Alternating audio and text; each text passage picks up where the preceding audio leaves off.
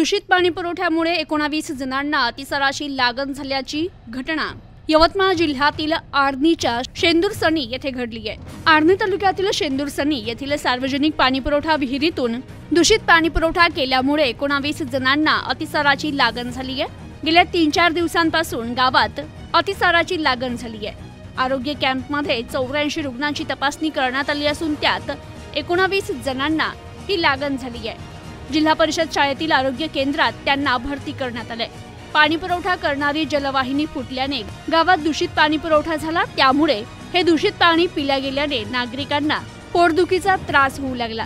त्या नागरिकांना लोणबेळ येथील प्राथमिक आरोग्य केंद्रात उपचारासाठी दाखल केलं, मात्र रुग्णांची संख्या जास्त असल्याने स्थानिक जिल्हा परिषद शाळेत या रुग्णांवर उपचार करण्यात आले। प्रतिनिधी अजित महिंद्रे, न्यूज टुडे 24, आर्णी, यवतमाळ। 4 ठिकाणी लिकेज आहे। त्या लिकेज मधून पाणी पाईपलाईन मध्ये येते, वॉटर सप्लाय मध्ये, आणि त्याच्यामुळे शेंदूरसनीत कमीत कमी 90% लोक म्हणजे दूध पॉयझन झालं आणि बिमार पडले। मी डॉक्टर समृद्धी कैलास राठोड आहे, PSC लोणबेळ इथली द्वितीय अधिकारी। शेंदूरसनी इथे जास्त तर पेशंट अतिसाराचे आढळून आले होते।